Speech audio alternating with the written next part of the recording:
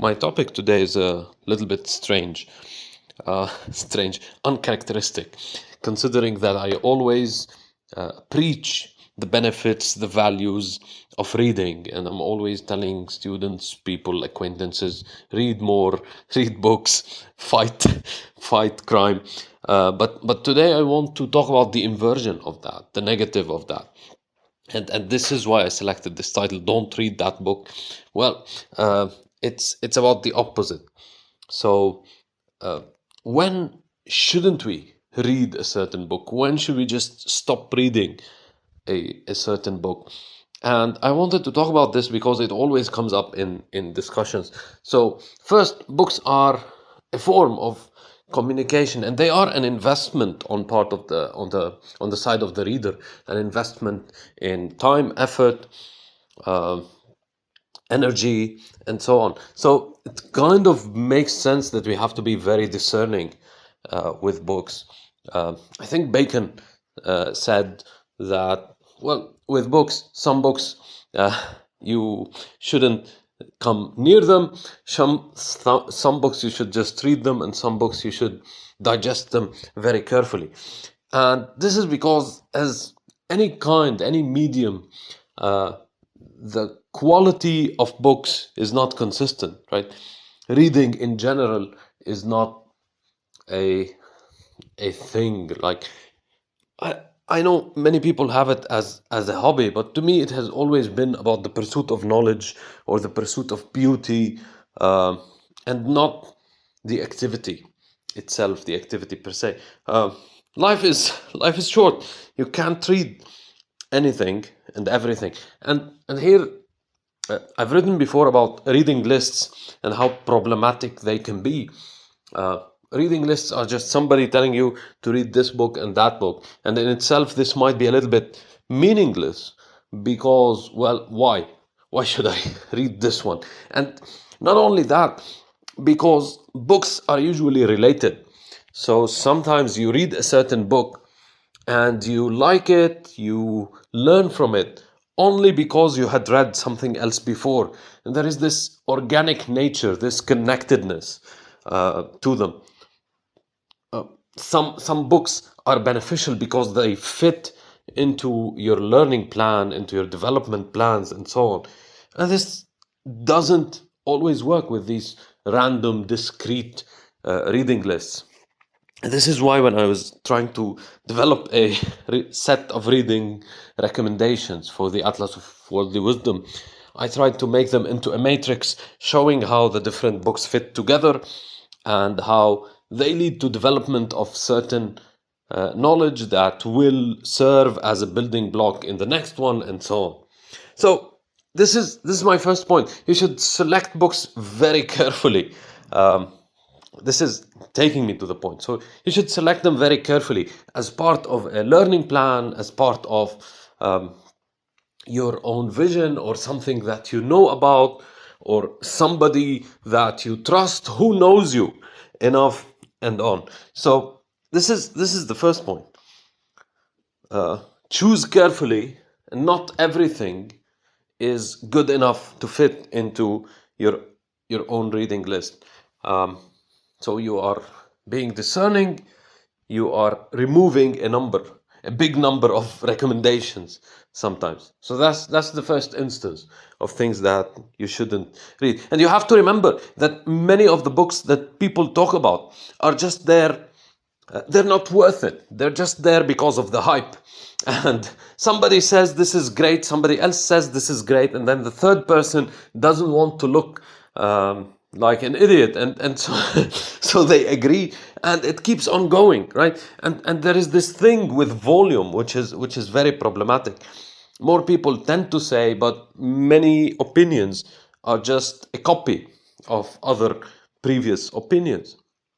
Uh, this is the reality. So many books are just not worth it. I remember The Secret here. When The Secret was going viral, everybody was like, did you read The Secret? You should read The Secret. And I don't know. I don't know. It's just about the hype. Harari's books are kind of similar. I feel, again, this is very subjective. So some of these books are just not worth it. Um, no matter what people say. So okay, you carefully choose certain books, and this is the second hurdle here. By the way, there's a very nice story.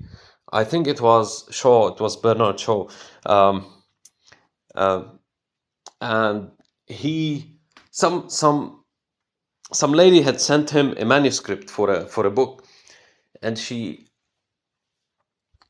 asked him about it, and then he gave her negative feedback. I'm not 100% sure if it was Shaw. And then she says, "You see, I tricked you. There were some pages that were glued together, and I did that on purpose to see if you will read my book.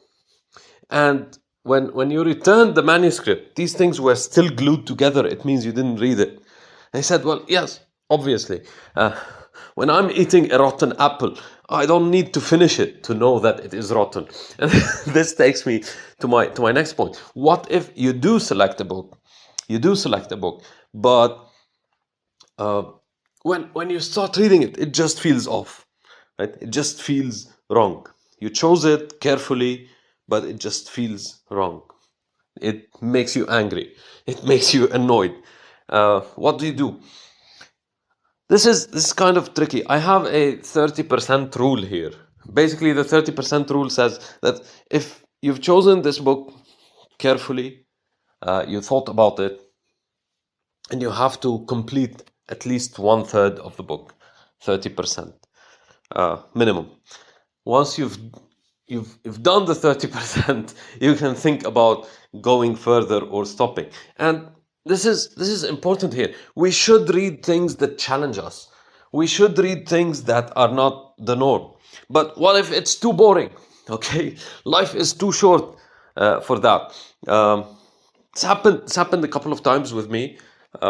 I hate to admit, Mrs. Dalloway, Mrs. Galloway was Dalloway or Galloway, I forgot. Virginia Woolf's novel. I I felt my brain melting. It was just too annoying and slow and boring, and I could only think about how short life was. I mean, I was just reading Ian Banks' Use of Arms a few days back, and I like the Culture series. I've read a couple of books in that series. I really liked the Player of Games. It was a really beautiful novel. Consider Phlebas was nice. So I said, okay, I will read Use of Weapons, because I read through some forums, and people were agreeing, hardcore fans were agreeing that this was one of the best books in the series. I don't know. There are differing opinions.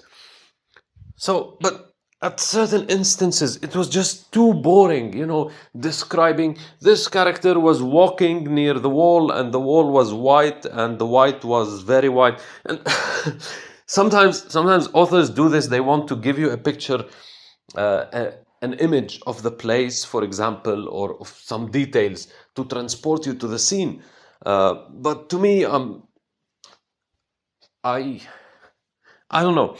I find it boring. So if it's too boring and life is too short, you can stop at the 30%. There is a reason for that. You're supposed to enjoy what you read. What if it just feels too wrong?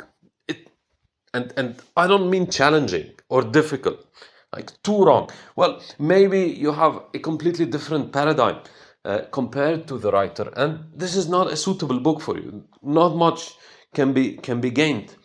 Try to read about it, try to read relevant things, try to develop your knowledge. The exception is, what if the book is making you too uncomfortable? Well, this is good. If the book just feels strange or making you too uncomfortable, you should stay longer with it, because part of our motivation to read is to expand our horizons, to live different lives, so to speak, right? To be in other people's place, to understand them better. And it is supposed to challenge you, it is supposed to make you uncomfortable. So I would say with this one, stay longer with the book. Sometimes there are certain books that, well, I cross the 30%, I say, okay, this is an okay book. I should finish it. I want to get all the lessons. I want to see what they mean. And with some books you have that. So I'm reading it to finish it, to take the lessons. This applies across fiction and non-fiction, by the way. So, but with great books, with the perfect books, you don't get that feeling. There are some books which are not just informing or not just educational. They're much more than that. There is you're not waiting for them to be finished. There is this very nice experience. It's like you're savoring the book. You're Sometimes I catch myself wishing that this book or that book was longer, for example, or it would take more time. Now, of course, you could read some of them another time. You could go over and read it another time. But sometimes you just want the book to take its time. You want it to last longer, in a sense. There is a sense of companionship. You feel a sense of companionship. Somebody understands what you're thinking, and this is really nice. This ability, this extension beyond space and time. And there is also this sense of deep enjoyment. They feel great, and they are just to be cherished. So when not to read a book or don't read that book, these are the reasons. So select carefully, choose carefully according to a preset plan. Don't just go by recommendations. Know why you're reading something. And remember the 30% rule. If something feels too boring or too wrong, ask yourself why. Should you change for it? Or it's just that you need to let it go?